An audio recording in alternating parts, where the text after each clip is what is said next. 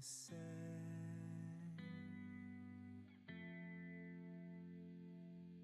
what you will. I tried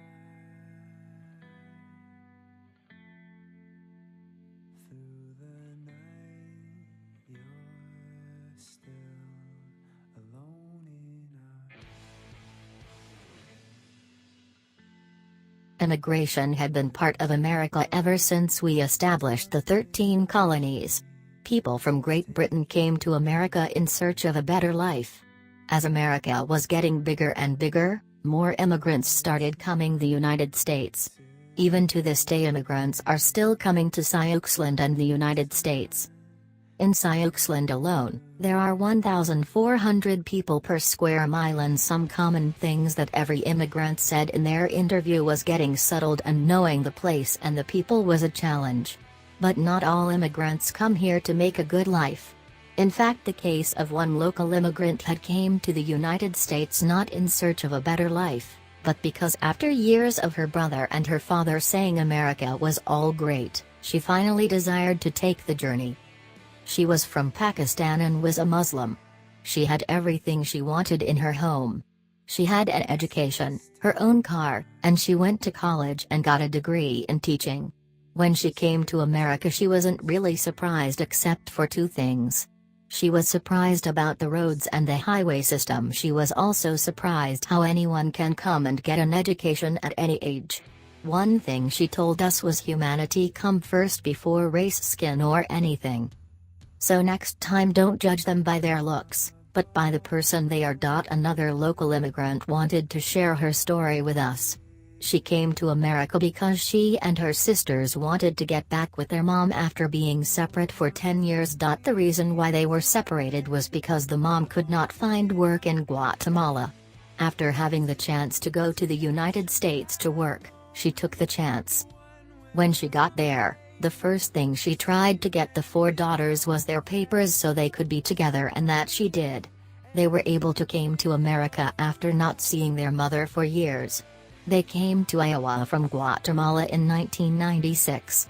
She and her sisters came with their mother's friend and they were dropped off at the mother's house. When she got to Iowa, one huge change for her was the language and meeting new people that she didn't know. She said at first when she came here she felt like an outcast because if they didn't speak Spanish, and she felt like she was left out of everything. Working was hard for her because when she started to learn a little bit of English she heard they saying things about her that she didn't like. But with years of struggling, she finally got used to being in the United States, but still misses her home in Guatemala. Immigrants have been coming to Siouxland for hundreds of years. Everywhere you go you will see Mexican, Chinese, American, Vietnamese and many more different kinds of restaurant and stores. We have many different types of churches with different religions. So the population of Sioux City alone increased 3% from 1990 to 2010. It may be a little change, but this 3% may have different races from around the world. We can go to any store and see multiple different races. Everything is just not in one point of view. We want to have a good life for ourselves and to be together with our loved one. Here in Siouxland, we see people for people, not because of their race, or gender or religion, but because of the type of person they are. You may call these people immigrants, but we all live on the planet Earth, so maybe we should just take care of our world and our home of Siouxland. Probably on the railroad. This is also a river port, so a lot of them maybe arrived that way. Currently, I think most of them probably come here interstate highway. Most recent wave of immigrants, largely Mexican descent. Job opportunities, I think that's always been the motivator for the bulk of immigrants. Several of them were to, leave their home country for safety reasons. But then once you get to the United States, where do we want to go? Someplace where you can find a job. Today, it's probably even more complicated, especially in the case when there's illegal immigration. Some of the people willing to take the risk come across the border in search of opportunity. Others perhaps are not willing to take that chance. I imagine the current immigrants, much like the immigrants of the early 1900s, I think their biggest challenge is language and culture. My grandfather moved into a primarily German community. Problem was, he was Swedish. Because of his language, he was picked on, he was made fun of. And even my grandmother, since she was a immigrant from Germany, during World War I, World War II, there was a great amount of suspicion that she was still loyal to Germany, even though she had no intention of being anything other than a great American citizen.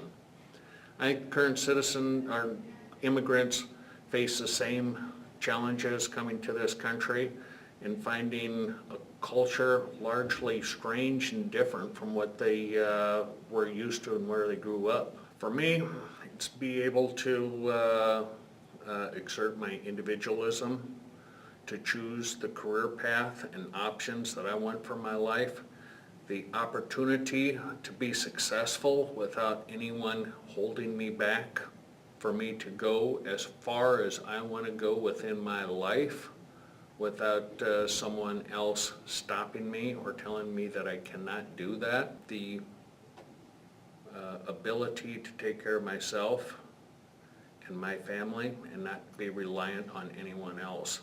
And quite frankly, I hope that that is a culture that's common to most Americans. If someone asked me my definition of a great American, it's kind of what I think a great American is. Someone who is unencumbered to reach their dream, therefore able to take care of themselves and their family as they see fit.